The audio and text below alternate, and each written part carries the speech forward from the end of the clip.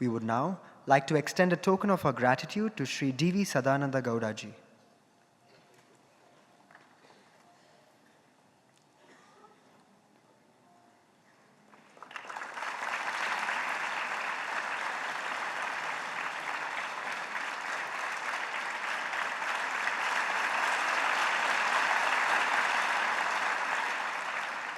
We would now like to extend a token of our love to Dr. C. N. Ashwath Narayan ji.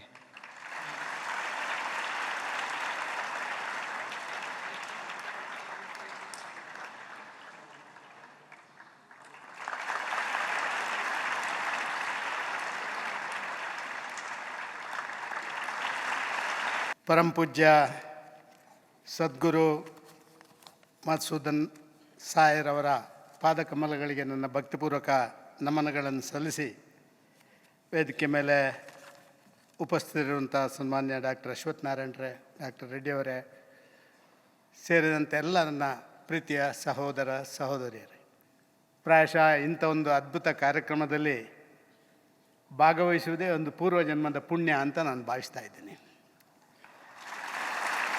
ಸಾಮಾನ್ಯವಾಗಿ ಒಂದು ವಿಶೇಷವಾದಂಥ ವಾತಾವರಣ, ಅದು ಜಗತ್ತಿನಲ್ಲಿ ಆ ಜಗತ್ತಿನ ಅಂತರಾಳವನ್ನು ಮುಟ್ಟಬಲ್ಲಂಥ ಒಂದು ವ್ಯವಸ್ಥೆ, ಇದರ ಮಧ್ಯದಲ್ಲಿ ನಾವೆಲ್ಲ ಇವತ್ತು ಬದುಕ್ತಾ ಇದ್ದೀವಿ. ಪರಿವರ್ತನೆ ಜಗತ್ತಿನ ನಿಯಮ. ಬೇರೆ ಬೇರೆ ವ್ಯವಸ್ಥೆಗಳನ್ನು ನಾವು ನೋಡ್ತಾ ಇದ್ದೇವೆ. ಪ್ರತಿಯೊಂದು ಕೂಡ ಜಗತ್ತಿನ ಬದಲಾವಣೆಗಳು ಒಂದು ರೀತಿ innovations, researches. It is quite common nowadays in the fast growing world. ಇದರ ಮಧ್ಯದಲ್ಲಿ ಈ ಪರಿವರ್ತನೆ ಇದನ್ನು ಪರಿಪೂರ್ಣದ ಕಡೆ ತಗೊಂಡೋಗುವಂಥ ಒಂದು ದೊಡ್ಡ ಕೆಲಸ ಆಗಬೇಕು. When we reach out to a logical end, then only the reforms, the innovations, everything will have its own value. ಪ್ರಾಯಶಃ ಮಧುಸೂದನ್ ಸಾಯಿಯವರ ಈ one world one family, this is the only solution in this world where we can reach out to the logical end and we can see that something is. ಪ್ರಾಯಶಃ ಇದು ಆಗಬೇಕಾದ್ರೆ ತುಂಬ ಸವಾಲುಗಳನ್ನು ನಾವು ಎದುರಿಸಬೇಕಾಗುತ್ತೆ. Challenges, we have to face so many challenges to reach out to this goal. It is not so easy. ತುಂಬ ಸವಾಲುಗಳು, ತುಂಬ ಕಷ್ಟಗಳು ನಮ್ಮ ಎದುರಿಗೆ ಬರ್ತವೆ. ನಾವು ಸವಾಲುಗಳನ್ನು ಮತ್ತು ಕಷ್ಟಗಳನ್ನು ನಾವು ಸ್ವಂತಿಕೆಯಿಂದ ಅದನ್ನು ಎದುರಿಸುವಂಥ ಕೆಲಸ ಕಾರ್ಯಗಳನ್ನು ಮಾಡಿ ಅದನ್ನು ಮೆಟ್ಟಿ ಮುಂದೆ ಹೋಗಬೇಕಾದಂಥ ಕೆಲಸ ಕಾರ್ಯಗಳಾಗಬೇಕಾಗಿದೆ. ನಿತ್ಯ ಸತ್ಯ ಅಂತ ಹೇಳುವಂಥ ಒಂದು ಶಬ್ದ, ಅದರ ಅರ್ಥವನ್ನು ಯಾರೂ ಕಂಡುಹಿಡ್ದಿಲ್ಲ. ಪ್ರಾಯಶಃ ನಮ್ಮ ಸದ್ಗುರುಗಳು ಮಾತ್ರ ಕಂಡುಹಿಡಿದಿದ್ದಾರೆ. ಅದಕ್ಕಾಗಿಯೇ ಈ ಒನ್ ವರ್ಲ್ಡ್ ಒನ್ ಫ್ಯಾಮಿಲಿ ಆಗಿದೆ. ಆ ನಿತ್ಯ ಸತ್ಯದ ಕಡೆ ಹೋಗುವಂಥ ಒಂದು ಪ್ರಯತ್ನ ಅತ್ಯಂತ ಯಶಸ್ವಿಯಾದಾಗ ಮಾತ್ರ ಈ ರೀತಿಯ ಇಡೀ ಜಗತ್ತೇ ಒಂದು ಕುಟುಂಬ, ಇಡೀ ಜಗತ್ತಿನ ಕುಟುಂಬದಲ್ಲಿ ನಾನೊಬ್ಬ ಅಂತ ಹೇಳುವಂಥ ಭಾವನೆಗಳು ಬಂದಾಗ ಇವತ್ತು ನಡೆಯುವಂಥ ನೂರಾರು ವಿದ್ಯಮಾನಗಳಿಗೆ ನಾವು ಇತಿಶ್ರೀ ಹಾಕಲಿಕ್ಕೆ ಸಾಧ್ಯ ಅಂತ ನಾನು ಭಾವಿಸ್ತಾ ಇದ್ದೀನಿ. ತುಂಬ ಪ್ರಯೋಗಗಳನ್ನು ಮಾಡಬೇಕಾಗುತ್ತೆ. ಇದಕ್ಕೆ ಸಣ್ಣ ಸಣ್ಣ ಪ್ರಯೋಗಗಳಿಂದ ಸಾಧ್ಯ ಇಲ್ಲ. ಯಾವುದೋ ಕೆಲವು ಭಾಷಣಗಳಿಂದ, ಯಾವುದೋ ಕೆಲವು ಘೋಷಣೆಗಳಿಂದ ಇದನ್ನು ಮಾಡಲಿಕ್ಕೆ ಸಾಧ್ಯ ಇಲ್ಲ. ಅಕ್ಷರಶಃ ಆ ಪ್ರಾಕ್ಟಿಕಲ್ ಆಗಿ ಇದನ್ನು ಅನುಷ್ಠಾನ ಮಾಡುವಂಥದ್ದು. ಪ್ರಾಯಶಃ ಇವತ್ತು ಜಪಾನಿನ ನಮ್ಮ ಸಹೋದರರು ಇಲ್ಲಿ ಬಂದು ನಾವು ಆ ಗುರುಗಳ ಆಶೀರ್ವಾದದಿಂದ ಭಾವನಾತ್ಮಕವಾಗಿ ಈ ಜಗತ್ತಿನಲ್ಲಿ ಒಂದು ಕುಟುಂಬದವರಾಗಿ ಬಂದಿದ್ದೇವೆ ಅಂತ ಹೇಳೋದಕ್ಕಿಂತ ದೊಡ್ಡ ಉದಾಹರಣೆ ನಾನು ಯಾರಿಗೂ ಕೊಡಬೇಕಾದಂಥ ಅವಶ್ಯಕತೆ ಇಲ್ಲ ಅಂತ ನಾನು ಭಾವಿಸ್ತಾ ಇದ್ದೇನೆ. ಇಡೀ ಜಗತ್ತಿನ ಎಲ್ಲ ರಾಷ್ಟ್ರದವರು ಇದೇ ರೀತಿಯಾಗಿ, ಇದೇ ನನ್ನ ಮನೆ, ಇದೇ ನನ್ನ ಕುಟುಂಬ ಅಂತ ಹೇಳುವಂಥ ಭಾವನೆಗೆ ಹೋಗುವಂಥ ದಾರಿಯನ್ನು ತೋರಿಸುವಂಥ ಪ್ರಯತ್ನ ಇದು ಯಶಸ್ವಿ ಆಗಬೇಕಾಗಿದೆ. ಸಮಾಜ ಸಮಾಜ ಸಮಾಜ ಅಂತ ನಾವು ಹೇಳ್ತೀವಿ. ಸಮಾಜ ಅಂದರೆ ಏನು? ಯಾವುದೋ ನೀವು ಆರ್ಥಿಕ ಸಂಪನ್ಮೂಲ ಕ್ರೋಢೀಕರಣ ಮಾಡುವುದೇ ಸಮಾಜದಲ್ಲಿ ನಮ್ಮ ಕರ್ತವ್ಯನ? ಯಾವುದೋ ಸ್ಥಾನಮಾನಗಳನ್ನು ಗಿಟ್ಟಿಸಿಕೊಳ್ಳುವುದೇ ನಮ್ಮ ಒಂದು ಸವಾಲ ಅಲ್ಲ. ಸಮಾಜ ಅಂತ ಹೇಳಿದರೆ ಅದರ 4 ಆಧಾರ ಸ್ತಂಭಗಳು, 4 ಪಿಲ್ಲರ್ಗಳು: ಪ್ರೀತಿ, ವಿಶ್ವಾಸ, ಸಂಸ್ಕೃತಿ, ಸಂಸ್ಕಾರ. ಇದು ಒಂದು ಸಮಾಜದ ಆಧಾರ ಸ್ತಂಭಗಳು. ಆ ಪ್ರೀತಿ ಅಂತ ಹೇಳುವಂಥ ಶಬ್ದ ಅದೊಂದು ಅದ್ಭುತವಾದಂಥ ಶಬ್ದ. ಅದನ್ನು ಯಾವುದೇ ಖರೀದಿ ಮಾಡಲಿಕ್ಕೆ ಸಾಧ್ಯ ಇಲ್ಲ, ಯಾರೂ ಅದನ್ನು ಒಂದು ತಯಾರು ಮಾಡಲಿಕ್ಕೆ ಸಾಧ್ಯ ಇಲ್ಲ, ಯಾವುದೋ ಒಂದು ರಿಸರ್ಚಿಂದ ಅದನ್ನು ಕಂಡುಹುಡುಕ್ಲಿಕ್ಕೆ ಸಾಧ್ಯ ಇಲ್ಲ. ಅದೆಲ್ಲ ಭಾವನಾತ್ಮಕ ಸಂಬಂಧಗಳು. ಆ ಪ್ರೀತಿಯಲ್ಲಿ ಕೊರತೆ ಆದರೆ ಎಲ್ಲದರಲ್ಲಿ ಕೊರತೆ ಆಗುತ್ತೆ. ನೀವು ನೋಡಿ, ನಿಮ್ಮ ಮನೆಯಲ್ಲಿ ತಂದೆ ತಾಯಿಗಳು, ಅಪ್ಪ ಮಕ್ಕಳು, ಗಂಡ ಹೆಂಡತಿ, ಯಾರಲ್ಲಿ ಒಬ್ಬರಲ್ಲಿ ಒಂದು ಪ್ರೀತಿಯಲ್ಲಿ ಕೊರತೆ ಆದರೂ ಕೂಡ ಆ ಇಡೀ ಕುಟುಂಬವೇ ನಶಿಸಿ ಹೋಗ್ತಾ ಇರುವಂಥದ್ದು ನಾವು ನೋಡ್ತಾ ಇದ್ದೇವೆ. ಸಾಮಾಜಿಕ ಬದುಕಿನಲ್ಲಿ ಆ ಪ್ರೀತಿ ಅಂತ ಹೇಳುವಂಥ ಶಬ್ದ ಎಲ್ಲವನ್ನು ಕೂಡಿಸಬಲ್ಲದು. ಆ ಪ್ರೀತಿ ಆ ಎಲ್ಲದಕ್ಕೂ ಅದಕ್ಕೆ ಬೇಕಾಗಿ ಆ ಪ್ರೀತಿಯ ಜೊತೆ ನಮ್ಮ ನಂಬಿಕೆ, ವಿಶ್ವಾಸಗಳು. ನಾನು ಇಲ್ಲಿ ಬಂದಾಗ ನನಗೆ ನಮ್ಮ ರೆಡ್ಡಿಯವರು ಬಾಕಿರ ಇಲ್ಲಿ ಒಂದು ವಿವರಣೆಗಳನ್ನು ಕೊಡ್ತಾ ಇದ್ದರು. ನಾನು ಇದು ನಿಜವ ಹೌದಾ ಅಲ್ವೋ ಅಂತ ಇನ್ನೂ ಕೂಡ ನಾನು ಆ ಒಂದು ಸಣ್ಣ ಸಂಶಯದಲ್ಲೇ ಇದ್ದೇನೆ. ಇದು ನಿಜವೋ ಹೌದಾ ಅಲ್ವೋ, ಇಷ್ಟು ದೊಡ್ಡ ಒಂದು ಕ್ಯಾಂಪಸ್ಸು ಆಡು ಮುಟ್ಟದ ಸೊಪ್ಪಿಲ್ಲ ಅಂತ ಹೇಳಿದ ರೀತಿಯಲ್ಲಿ ಪ್ರಾಯಶಃ ಈ ಇನ್ಸ್ಟಿಟ್ಯೂಷನ್ ಮುಟ್ಟದ ಜಾಗ ಇಲ್ಲ ಅಂತ ನಾನು ಖಡಾಖಂಡಿತವಾಗಿ ಹೇಳಬಲ್ಲೆ. ಅಂಥ ಅದ್ಭುತವಾದಂಥ ಒಂದು ಜಗತ್ತೇ ಸೃಷ್ಟಿಯಾಗಿದೆ. ಈ ಕ್ಯಾಂಪಸ್ನಲ್ಲಿ ಸಿಕ್ಕುವಂಥ ಒಂದೇ ವಸ್ತು ಅಂತ ಹೇಳಿದರೆ ಪ್ರೀತಿ. ಆ ಪ್ರೀತಿ ಎಲ್ಲರನ್ನು ಒಗ್ಗೂಡಿಸುವಂಥ ಕೆಲಸ ಕಾರ್ಯಗಳನ್ನು ಮಾಡ್ತದೆ. ಈ ಪ್ರೀತಿಯಿಂದಲೇ ಪರಿವರ್ತನೆ, ಆ ಪರಿವರ್ತನೆ, ಜಗತ್ತಿನ ಪರಿವರ್ತನೆಗೆ ವೇಗ ಕೊಡಲಿಕ್ಕೆ ಸಾಧ್ಯ ಅಂತ ನಾನು ಭಾವಿಸ್ತಾ ಇದ್ದೇನೆ. ಇವತ್ತು ನಾವು ಭಾರಿ ಭಾಷಣಗಳನ್ನು ಮಾಡ್ತೇವೆ. ಧರ್ಮ, ಇವತ್ತು ಒಂದು ರೀತಿಯಲ್ಲಿ ಬದುಕು ಅಂತ ಹೇಳುವಂಥ ಶಬ್ದಗಳಿಗೆ ಭಾರಿ ಶಬ್ದಗಳನ್ನು ಹೇಳ್ತೀವಿ. ಧರ್ಮ ಅಂದರೆ ಏನು? ಯಾವ ಜಾಗದಲ್ಲಿ ಪ್ರೀತಿ, ವಿಶ್ವಾಸ, ಸಂಸ್ಕೃತಿ, ಸಂಸ್ಕಾರಗಳು ಎಲ್ಲವೂ ನಮಗೆ ಲಭ್ಯ ಆಗುತ್ತಾ ಅದೇ ಧರ್ಮದ ಜಾಗ.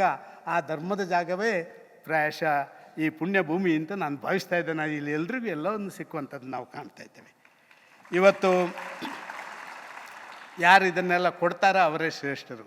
ಅದಕ್ಕಾಗಿಯೇ ನಮ್ಮ ಗುರುಗಳು ನಮಗೆ ಶ್ರೇಷ್ಠರು, ಜಗತ್ತಿನ ಅತ್ಯಂತ ಪವಿತ್ರ ವ್ಯಕ್ತಿ ಯಾರು ಅಂತ ಹೇಳಿದರೆ ಈ ಪ್ರೀತಿಯನ್ನು ಎಲ್ರಿಗೂ ಕೊಡಬಲ್ಲಂಥ, ಜಗತ್ತಿಗೆ ಕೊಡಬಲ್ಲಂಥವರಿಗಿಂತ ದೊಡ್ಡವರು ಜಗತ್ತಲ್ಲಿ ಯಾರೂ ಇರಲಿಕ್ಕಿಲ್ಲ ಅಂತ ಹೇಳುವಂಥದ್ದು ನನ್ನ ಭಾವನೆ. ಆ ರೀತಿಯ ಒಂದು ವಾತಾವರಣ ಸೃಷ್ಟಿ ಇದೆ. ಇವತ್ತು ಇದನ್ನೆಲ್ಲವನ್ನು ಕೂಡ ನಾವು ಸ್ವೀಕಾರ ಮಾಡಬೇಕು. ಮನುಷ್ಯನಿಗೆ ಸೋಲು, ಗೆಲುವು ಅಥವಾ ಸಮಾಜದಲ್ಲಿ ಮೇಲು ಕೀಳು ಇದೆಲ್ಲ ಬರುವಂಥದ್ದು ಸ್ವಾಭಾವಿಕ. ಆದರೆ ಇದರ ಮೇಲೆ ಕೂಡ ಮನುಷ್ಯ ಒಂದು ಕನಸು ಕಟ್ತಾನೆ. ನಾನು ಹೀಗಿರಬೇಕು, ಹೀಗಾಗಬೇಕು, ಹೀಗಿದ್ದರೆ ಒಳ್ಳೆಯದು ಅಂತ ಹೇಳುವಂಥ ಭಾವನೆಗಳು ಸಣ್ಣ ಪುಟ್ಟ ಮಕ್ಕಳಿಂದ ಹಿಡಿದು ನಮಗೆಲ್ಲ ಬರ್ತವೆ. ಡಾಕ್ಟ್ರು ಆಗಲೇ ಹೇಳಿದರು, ಯಾರ್ಯಾರು ಹೇಗಿದ್ದವರನ್ನು ಹೇಗೆ ಮಾಡಲಿಕ್ಕೆ ಸಾಧ್ಯ ಆಯಿತು ಈ ಪುಣ್ಯಭೂಮಿಯಲ್ಲಿ ಅಂತ ಹೇಳುವಂಥದ್ದು. ಅದಕ್ಕೆ ಹೇಳುವಂಥದ್ದು ಬದುಕು ಅಂತ ಹೇಳಿದರೆ ಬೇರೆ ಏನೂ ಅಲ್ಲ. ನಾವು ಕಟ್ಟಿಕೊಂಡಂಥ ಒಂದು ಕನಸು, ಈಗ ನನ್ನ ತಂಗಿ ಇಲ್ಲಿ ಜಪಾನ್ನ ತಂಗಿ ಹೇಳಿದರು, ಎಷ್ಟು ಅದ್ಭುತವಾಗಿ ಹೇಳಿದರು ಅಂತ ಹೇಳಿದರೆ, ಒಂದು ಕನಸು ಅದು ನುಚ್ಚು ನೂರಾದ ಮೇಲೆ ಇನ್ನೊಂದು ಕನಸನ್ನು ಕಾಣುವುದೇ ಉಂಟಲ್ಲ, ಆ ಮನುಷ್ಯನ ಬದುಕು ಅಂತ ನಾನು ಭಾವಿಸ್ತಾ ಇದ್ದೇನೆ. ಅಂಥ ಹೊಸ ಕನಸನ್ನು ಕಂಡಂಥ ತಂಗಿ ನಿಮ್ಮನ್ನು ಉದ್ದೇಶ ಈಗ ಮಾತಾಡಿದ್ದನ್ನು ನಾವು ಕೇಳಿದ್ದೇವೆ. ಇದೇ ಬದುಕು, ಇದಕ್ಕಿಂತ ದೊಡ್ಡದು ಬದುಕು ಏನಿಲ್ಲ. ಹಿರಿಯರು ಒಂದು ಮಾತನ್ನು ಹೇಳಿದರೆ, ಕಷ್ಟಗಳನ್ನು ಭೇಟಿಯಾದರೆ ನಿಮಗೆ ತಾಳ್ಮೆಗೆ ದಾರಿ ಸಿಗುತ್ತೆ. ತಾಳ್ಮೆ ಅಂದರೆ ಏನು ಅಂತ ಗೊತ್ತಾಗುವುದೇ ಕಷ್ಟಗಳನ್ನು ನೀವು ಎದುರಿಸಿದಾಗ. ಅವಮಾನಗಳನ್ನು ನೀವು ಭೇಟಿಯಾದಾಗ ಆಗ ನಿಮ್ಮ ಡಿಸಿಷನ್, ನೀವು ಯಾವುದೋ ಒಂದು ತೀರ್ಮಾನ ತಗೊಳ್ಬೇಕು, ನಿರ್ಣಯ ತಗೊಳ್ಬೇಕು ಅಂತ ಹೇಳೋದು ನಿಮಗೆ ಗೊತ್ತಾಗುತ್ತೆ. ಹಸಿವು, ನಿಮಗೆ ಭಾರಿ ಹಸಿವಿನಿಂದ ಕಂಗಾಲಾದಾಗ ಮಾತ್ರ, ಭಾರಿ ದೊಡ್ಡವರಿಗೆ ಹಸಿವಿನ ಸಂಗತಿ ಗೊತ್ತಿರಲ್ಲ, ಹಸಿವಿನಿಂದ ಕಂಗಾಲಾದಾಗ ಮಾತ್ರ ನಿಮಗೆ ಅನ್ನದ ಬೆಲೆ ಗೊತ್ತಾಗುತ್ತೆ. ಇದೇ ರೀತಿ ಸೋಲನ್ನು ಭೇಟಿಯಾದಾಗ ಹೊಸ ಗೆಲುವಿನ ದಾರಿ ಸಿಗುತ್ತೆ. ಆ ಹೊಸ ಗೆಲುವಿನ ದಾರಿಗೆ ಇರುವಂಥ ಒಂದೇ ಒಂದು ಶಬ್ದ, ಅದು ಪ್ರೀತಿ. ಅದು ಸಿಕ್ಕಿದಾಗ ಮಾತ್ರ. ಈ ರೀತಿಯಲ್ಲಿ ಇಲ್ಲಿರುವಂಥ ವ್ಯವಸ್ಥೆಗಳನ್ನು ನಾವು ಕಂಡಿದ್ದೇವೆ.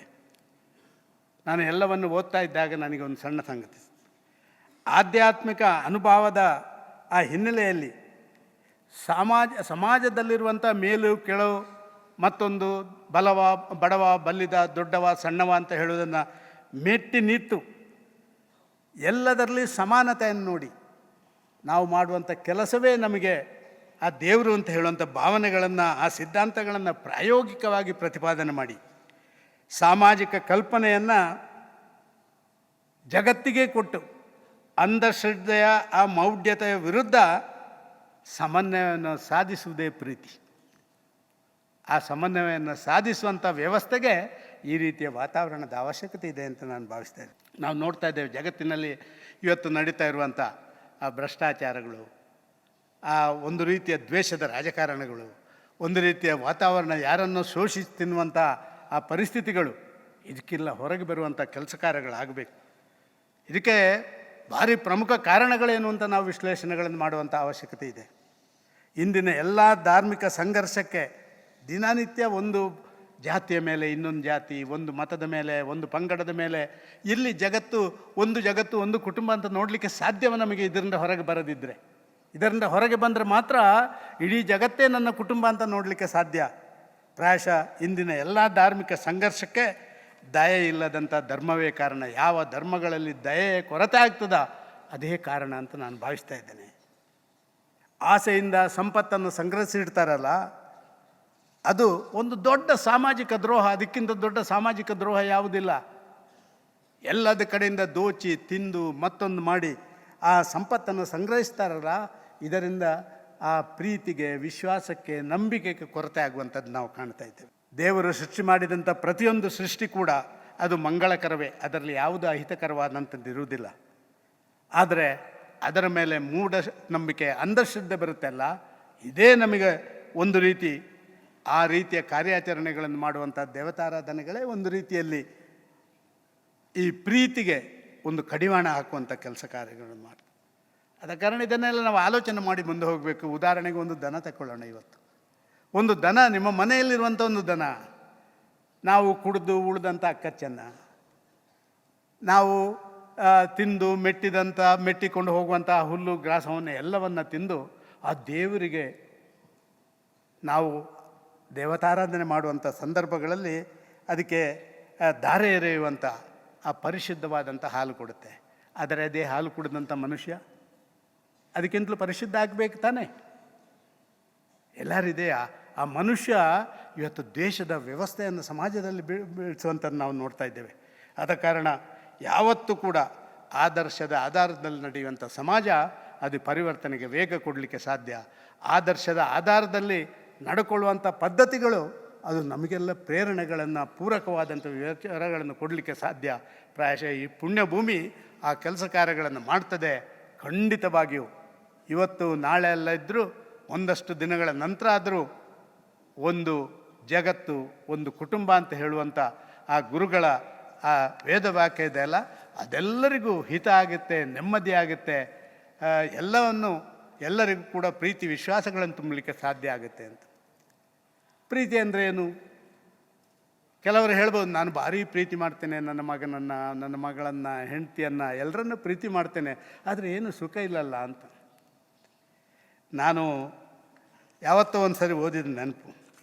ಎಲ್ಲ ಒಂದು ಕಡೆಯಲ್ಲಿ ಓದಿದಾಗ ಅದರಲ್ಲಿ ಒಬ್ಬ ಫಿಸಿಷಿಯನಲ್ಲಿ ಕೇಳಿದ್ರಂತೆ, ಈ ಜಗತ್ತಿನಲ್ಲಿ ಬೆಸ್ಟ್ ಮೆಡಿಸಿನ್ ಯಾವುದು ಅಂತೇಳಿ. ಆ ಫಿಸಿಷಿಯನ್ ಹೇಳಿದಂತೆ, the best medicine for humans in the world is love. The best medicine for the humans in the world that is love. ಹಾಗೆ ಯಾರೋ ಒಬ್ಬ ಕೇಳಿದಂತೆ, ಇಲ್ಲ ಸರ್, ಅದು ಕೊಟ್ಟರೆ ಏನು ಅದರಿಂದ ಫಲಕಾರಿ ಆಗಲಿಲ್ಲ ಅಂತ. ಆ ಫಿಸಿಷಿಯನ್ ಹೇಳಿದಂತೆ, ಇನ್ಕ್ರೀಸ್ ದಿ ಡೋಸ್. ಪ್ರೀತಿಯ ಡೋಸನ್ನು ಜಾಸ್ತಿ ಮಾಡಿ. ಇನ್ನಷ್ಟು ಜಾಸ್ತಿ ನೀವು ಕೊಡ್ತಾ ಇದ್ದಾಗೆ ಆಟೋಮೆಟಿಕ್ ಆಗಿ ಸಾಮಾಜಿಕ ವ್ಯವಸ್ಥೆ ಎಲ್ಲವನ್ನು ಕಂಡುಕೊಳ್ಳುತ್ತೆ ಅಂತ ಹೇಳಿ. ಪ್ರಾಯಶಃ ಇಲ್ಲಿ ಅದನ್ನು ಅರ್ಥ ಮಾಡಿಕೊಳ್ಳುವಂಥ ಕೆಲಸ ಕಾರ್ಯಗಳನ್ನು ಮಾಡಲಿಕ್ಕಾಗಿಯೇ ಈ ರೀತಿ ಸಾಮರಸ್ಯದ, ಜಾಗತಿಕ ಸಾಮರಸ್ಯದ ಈ ಕೆಲಸ ಕಾರ್ಯಗಳಲ್ಲಿ ನಡೀತದೆ ಅಂತ ನಾನು ಭಾವಿಸ್ತಾ ಇದ್ದೇನೆ. ಬಯಸಿದ್ದಾಗ ಎಲ್ರಿಗೂ ಬಯಸಿದ್ದು ಸಿಕ್ಕುವುದಿಲ್ಲ. ಹಲವಾರು ಸಂದರ್ಭದಲ್ಲಿ ಅದು ಸಿಗುವ ಹೊತ್ತಿಗೆ ಬಯಕೆಗಳೇ ಇರುವುದಿಲ್ಲ. ಇದು ಜಗತ್ತಿನ ನಿಯಮ. ಇದನ್ನು ಯಾರಿಗೂ ಬದಲಾವಣೆಗಳನ್ನು ಮಾಡಲಿಕ್ಕೆ ಸಾಧ್ಯ ಇಲ್ಲ. ಜೀವನದಲ್ಲಿ ಏನೆಲ್ಲ ಸಿಕ್ಕಿದೆ ಅದನ್ನು ಜೀರ್ಣ ಮಾಡಿಕೊಳ್ಳುವುದನ್ನು ನಾವು ಕಲಿಬೇಕು. ಯಾಕೆಂದರೆ ನೀವು ಊಟ ಮಾಡುವಂಥ ಊಟದಲ್ಲೇ ಉಂಟಲ್ಲ, ಅದು ಜೀರ್ಣವಾಗದೇ ಇದ್ದರೆ ನಿಮಗೆ ರೋಗ ಬರುತ್ತೆ ಅಲ್ವಾ? ಅದೇ ರೀತಿ ಪ್ರಶಂಸೆಗಳು ನಿಮಗೆ ಜೀರ್ಣ ಆಗದಿದ್ದರೆ ಅಹಂಕಾರ ಹೆಚ್ಚಾಗುತ್ತೆ, ದುಃಖಗಳು ನಿಮಗೆ ಜೀರ್ಣ ಆಗದಿದ್ದರೆ ನಿರಾಶೆಗಳು ಹೆಚ್ಚಾಗುತ್ತೆ. ಇದರಿಂದ ಹೊರಗೆ ಬರುವಂಥ ವ್ಯವಸ್ಥೆ ಒಂದೇ ಮೆಡಿಸಿನ್, ಅದು ಲವ್, ಪ್ರೀತಿ. ಇದಕ್ಕಿಂತ ದೊಡ್ಡದೇ.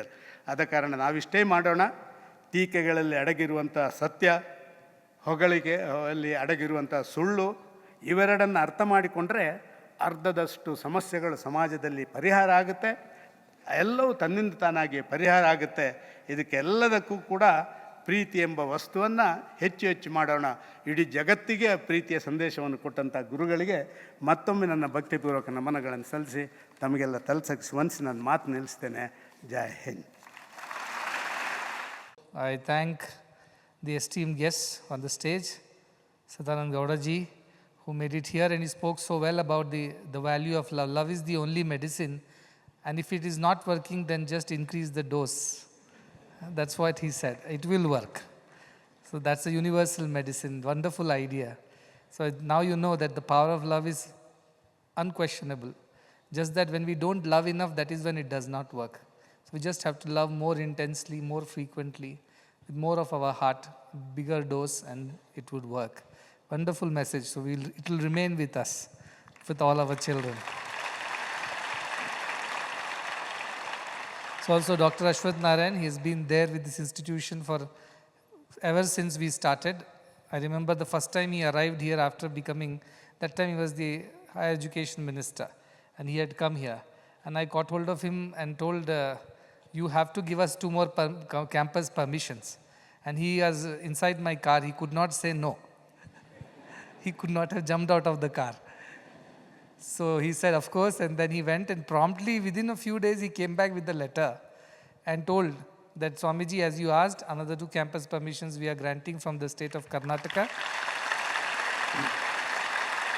That's how the Mudenhalli campus and the Nalakedranahalli campuses both came up, apart from the Gulbarga campus. And we could take more students, we could start the postgraduate programs, and the girls' campus could be started as a separate campus. All this happened with his help.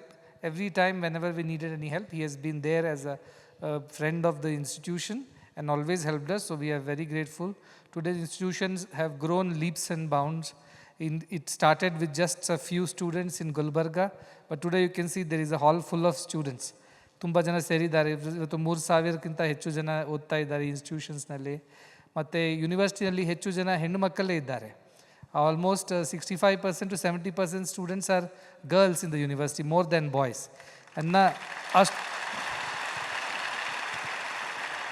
ಅಷ್ಟು ಮಾತ್ರ ಅಲ್ಲದೆ gold ಮೆಡಲ್ಸ್ನಲ್ಲಿ ಕೂಡ ಹೆಚ್ಚು gold medals ಗರ್ಲ್ಸ್ಗೆ ಸಿಗ್ತಾ ಇದೆ, ಬಾಯ್ಸ್ಗೆ ಏನು ಸಿಗ್ತಾ ಇಲ್ಲ.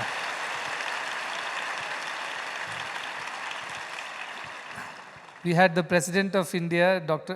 Srimati Draupadi Murmu, who was here for the convocation last year. And she mentioned, a year before, she mentioned that yes, girls, when they're given the same opportunity as boys, we always see that girls outshine the boys because of the sincerity and hard work and the hunger to learn and grow. And that's proven again and again. That is what she was telling from the podium. And she used a very nice phrase. She said, "Ye to abhi trailer hai, picture abhi baki hai," she said. The girls are just showing the trailer that what is possible if they are given opportunity. The big picture is still yet to come, when girls will rule the roost in terms of performance and doing good in every field of the society. So that was something that she observed and commented. So we are very happy because this is how Sarkara, Samaja, Samstha, ಈ 3 ಸೇರಿ ಕೆಲಸ ಮಾಡಬೇಕು. ನಾನು ಯಾವಾಗಲೂ ಹೇಳ್ತಾ ಇರ್ತೀನಿ, ಸರ್ಕಾರ, ಸಮಾಜ and the Samstha. It means the governments, the society and our own institutions, other institutions of social service should work together, hand in hand, to promote the cause of human welfare. And this is the example. We have always received very good support from the government, and we are very happy that we are able to do more work. Now medical colleges come up. After that, this time postgraduate courses ಶುರು ಆಗಲಿಕ್ಕಿದೆ. ಇಲ್ಲಿ ತನಕ DNB courses ನಡೀತಾ ಇದೆ. Next ಫೇಸ್ನಲ್ಲಿ ಈ ದೊಡ್ಡ hospital ಬರ್ತಾ ಇದೆ. ಅದರ ಜೊತೆಗೆ ಪೋಸ್ಟ್ ಗ್ರಾಜುಯೇಟ್ ಕೋರ್ಸಸ್ ಕೂಡ ಬಹುಶಃ 50 ಸೀಟ್ಸ್ ನಮಗೆ ಸಿಕ್ಕುತ್ತೆ ಬೇರೆ ಬೇರೆ ಸ್ಪೆಷಾಲಿಟೀಸ್ನಲ್ಲಿ. ಸೊ ಅದು ಕೂಡ ಇಲ್ಲಿ ಎಲ್ಲ ಉಚಿತವಾಗಿ ಅದನ್ನು ಉಚಿತವಾಗಿ ನಡೀತಾ ಇದೆ. ಸೊ ದ್ಯಾಟ್ ಈಸ್ ಆಗಲಿಕ್ಕಿದೆ. We are hoping that as soon as the inspections are done, we would be granted those seats, and then we can recruit students who want to do postgraduate program in medicine. So things are growing like this. It is definitely the grace of Bhagwan Sri Satya Sai Baba, who has initiated this campus 55 years ago with the efforts of Narasimha Murthy ji and his brother Tyagajivis, who are, some of them are sitting here, and many of them are not with us anymore, but they did their best to build this institution, sow the seed, and today it has grown into a huge Vatavriksha, not just in India, it has spread to all parts of the world. Interesting ಮತ್ತು informative ವಿಡಿಯೋಗಳನ್ನು miss ಮಾಡ್ಕೋಬೇಡಿ, ಈಗಲೇ subscribe ಮಾಡಿ.